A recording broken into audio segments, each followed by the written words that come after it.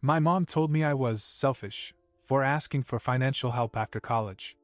Then she put a down payment on my brother's house as a surprise gift, and then Growing up, I always knew that my family didn't have a lot of money.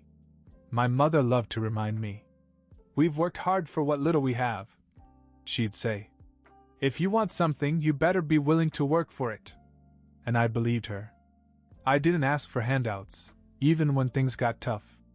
By the time I got to college, I was running on fumes.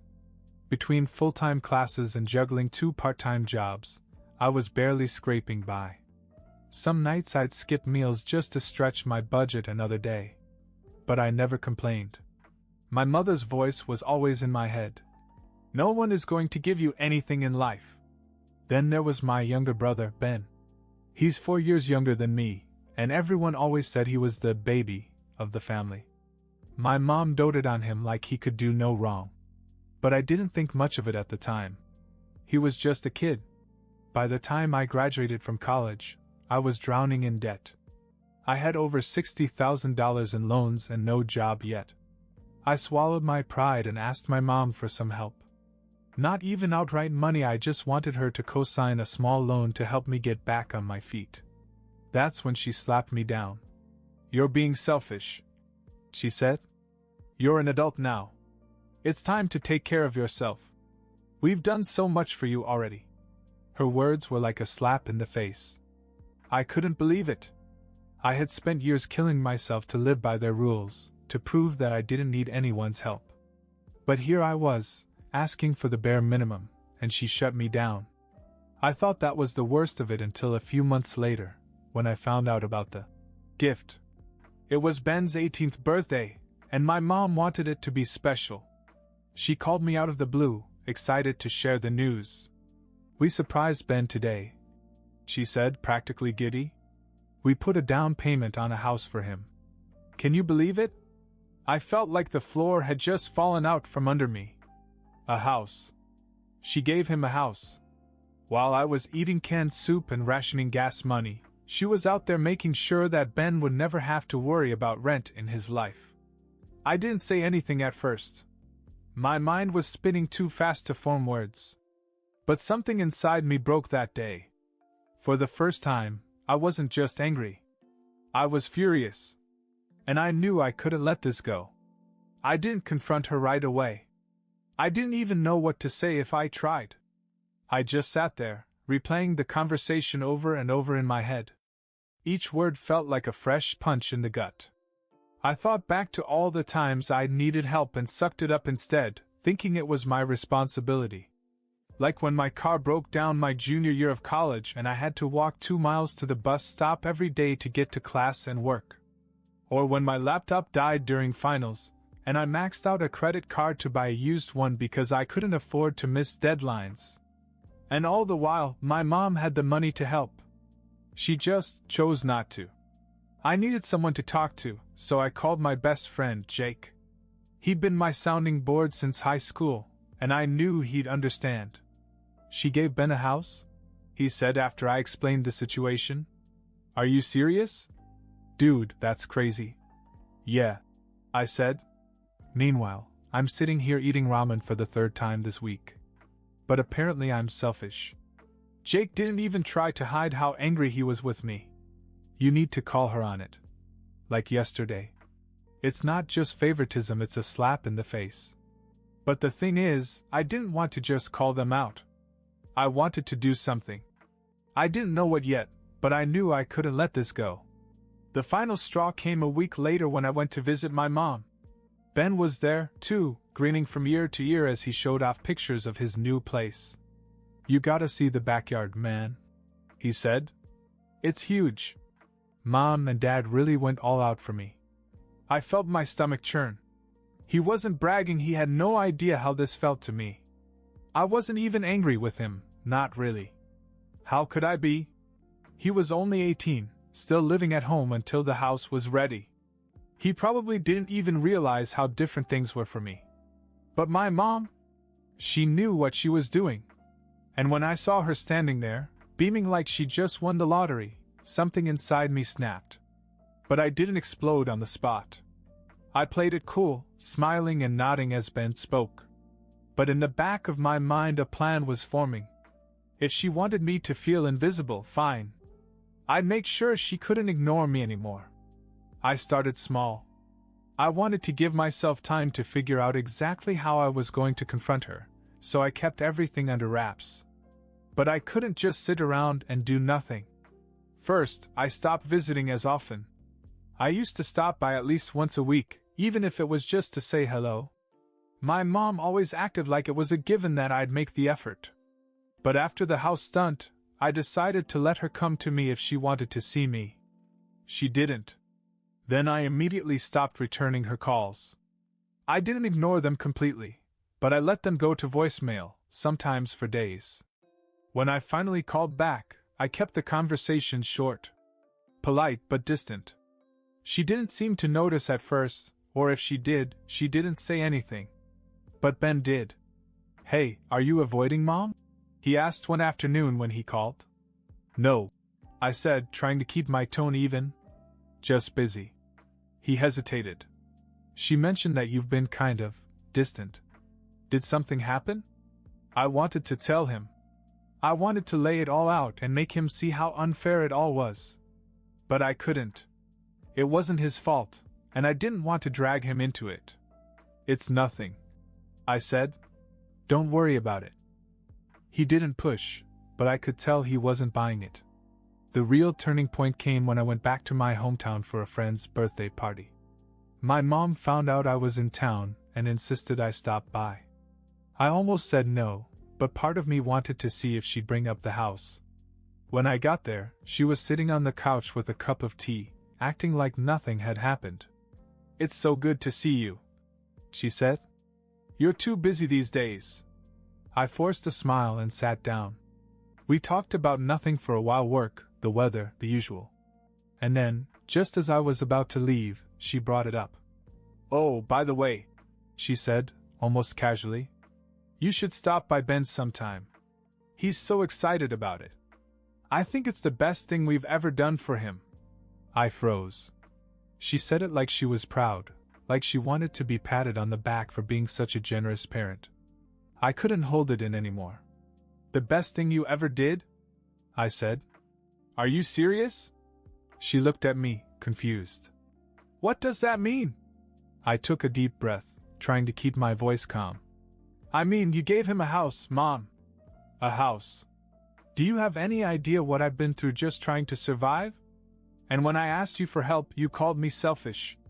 Her expression changed, and for a second I thought she was going to apologize. But then she said, "Ben's just a kid. He needed a head start. You're older, you can take care of yourself." That was it. I got up, grabbed my coat, and left without another word. But as I walked out the door, I knew this wasn't over. It couldn't be. After that confrontation, I didn't hear from my mom for almost 2 weeks. I wasn't surprised. She was never the type to apologize. I figured she was waiting for me to come crawling back, as usual. But this time I didn't. Instead, I threw myself into work. I'd finally gotten a decent job at a small marketing firm, and while the pay wasn't great, it was enough to keep me afloat. Barely. I started taking on extra projects whenever I could, saving every spare dollar. If my mom didn't think I could handle things on my own, I was determined to prove her wrong. But no matter how busy I was, I couldn't stop thinking about Ben. It wasn't his fault, but every time I thought about him settling into his new house, our mom's house, I felt a fresh wave of anger. Jake, of course, had a lot to say about that. "You gotta do something," he said one night when we were hanging out at his apartment. "You can't let them get away with this." I sighed. "What am I going to do? She's already made it clear how she feels. Talking to her won't change anything." "Then don't just talk to her," he said. "Show her." At first I didn't know what he meant. But as we talked, an idea began to take shape.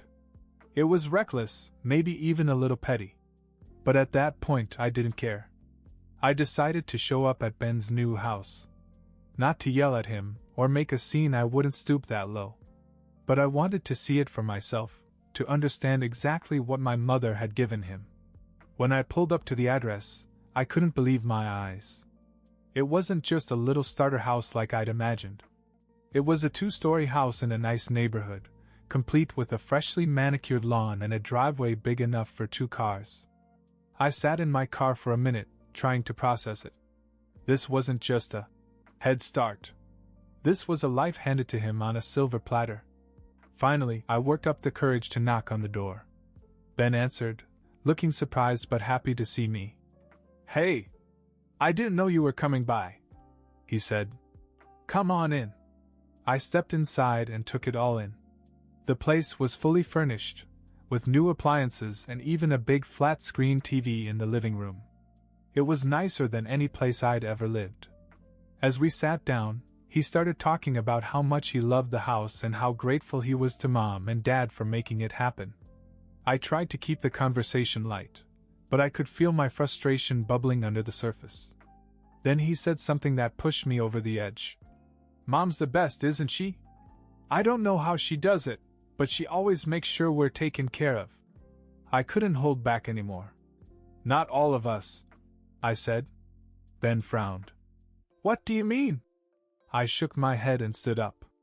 "Never mind. I shouldn't have come." I left before he could say anything else, but as I drove away, I made up my mind. If my mother wanted to play favorites, fine.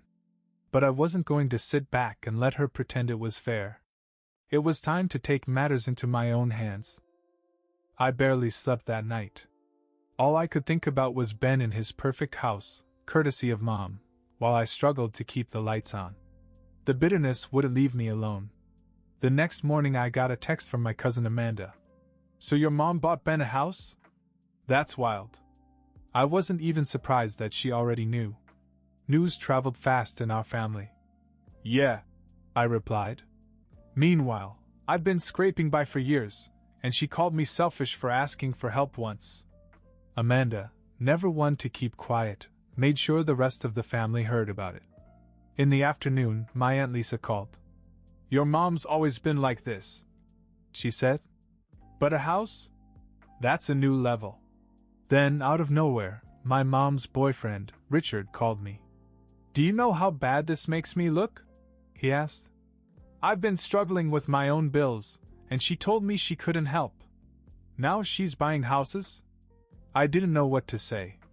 Richard wasn't someone I talked to often, but it was clear he was fed up. The family gossip and Richard's complaints pushed me over the edge. I decided to put it out there. I made a public post, vaguely detailing the years I'd struggled while my mother refused to help, only to see her turn around and give my brother a house. It didn't take long for the post to blow up. People messaged me asking if it was true. Some relatives were supportive, others not so much. By the evening, my phone was exploding. My mother had called 6 times, leaving angry voicemails about how I was dragging her through the mud. I didn't respond. Instead, I sent her a text message. "You've made it clear where I stand. Now everyone else knows, too." The silence that followed was deafening, but I knew this wasn't over. The silence didn't last long. By the next day, the fallout had spread. Amanda texted me again. "Mom is furious. She's telling everyone you're lying. She says you're trying to make her look bad because you're jealous of Ben." I couldn't believe it. Instead of addressing what she'd done, my mom doubled down and made me the bad guy. Then Ben called. He sounded hesitant, like he wasn't even sure he should be talking to me. "Mom's really upset," he began. "She says you're blowing everything out of proportion." "Oh, really?" I said. "Is it blowing things out of proportion to point out that she's paying for your house while I'm drowning in debt?" Ben didn't answer right away. I could tell he didn't know how to handle it. "I didn't ask for the house," he finally said. "She just did. I didn't even know she was planning to." "I don't blame you," I said. "But do you understand how messed up this is? She acts like I don't exist, like everything I've been through doesn't matter." Ben was silent for a moment. "I don't know what to say," he admitted. "I didn't realize it was that bad for you." "It's not about you," I said. "It's about her and the way she plays favorites. You're not the problem, Ben, she is. He didn't argue, but I could tell he was uncomfortable. Before we hung up, he said, I'll talk to her. Maybe I can get her to see your point of view. I didn't hold my breath. That evening, my mother finally broke her silence with a long, angry text message. How dare you publicize our family's private business like that? Do you have any idea how hard I've worked for this family? You're ungrateful and spiteful, and I don't deserve this from my own child. I stared at the note, my hands shaking. She still didn't get it. This wasn't about gratitude, it was about fairness. Instead of replying, I sent her a text. You taught me that I have to earn everything. Why doesn't Ben? She didn't respond. But later that night, Amanda called me. You're not going to believe this, she said. Mom has been telling people that she gave Ben the house because you could not be trusted with money. She's trying to make it sound like she didn't help you because you're irresponsible. I felt my stomach churn. I'd never missed a rent payment, never defaulted on a loan, never asked for more than a little support when I needed it most. And now she was trying to make me out to be the problem. It was clear that she wasn't just angry, she was trying to save face, no matter how much damage it did to me. I realized then that this wasn't just a fight about money. It was about control, about her needing to be the one to decide who deserved help and who didn't. And I wasn't going to let her keep rewriting history. Over the next few days, the family drama reached new heights. Amanda kept me up to date, and each new piece of gossip made me angrier. My mom seemed to be in damage control mode, calling relatives one by one and feeding them her version of the story. She said you were always difficult, Amanda told me, and that she only helped Ben because he was responsible. It was ridiculous. Responsible? Ben was 18 and had never held a real job in his life. Meanwhile, I'd been hustling since I was 15, trying to keep my head above water. But the more I thought about it, the more I realized that my mom didn't care about responsibility.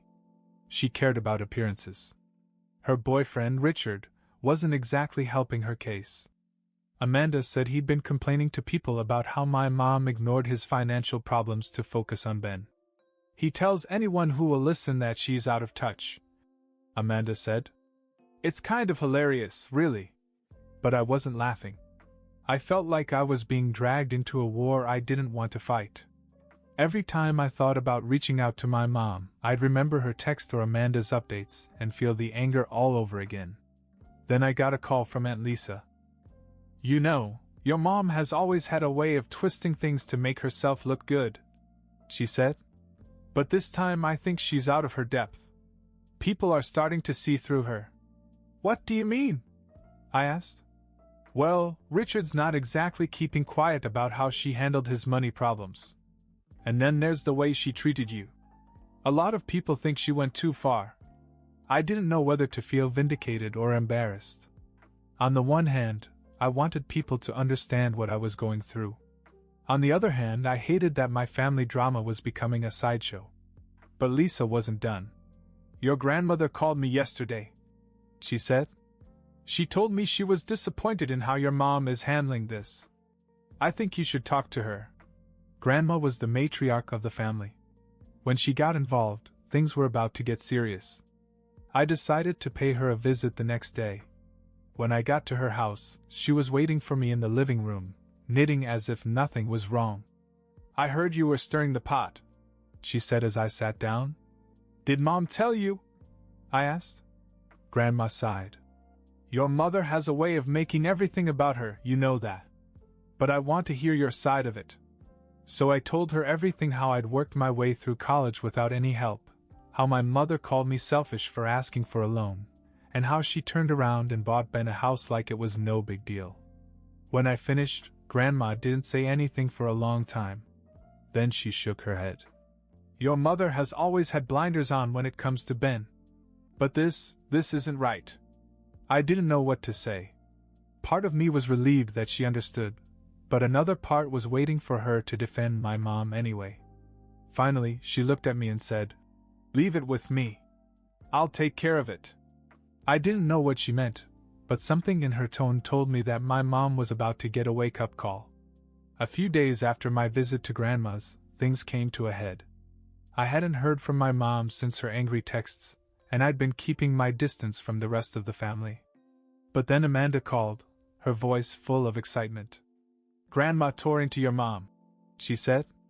"Apparently, she called her over and didn't hold back. Told her she was playing favorites, making excuses, and ruining her relationship with you. She even brought up Richard and said that your mom was being selfish by ignoring his situation as well." Hearing this was satisfying, but it also made me nervous. Grandma's involvement wasn't going to magically fix things, and I wasn't sure how my mom would react. That question was answered later that night when my phone rang. It was my mom. "I don't want to fight," she said when I answered. "Can we talk?" Her voice wasn't angry this time, but it wasn't exactly apologetic either. I agreed to meet her at her house the next day, but I told her I wasn't interested in another round of excuses. When I got there, she was waiting for me in the kitchen, looking more tired than I'd ever seen her. For the first time, she seemed to be struggling to find the right words.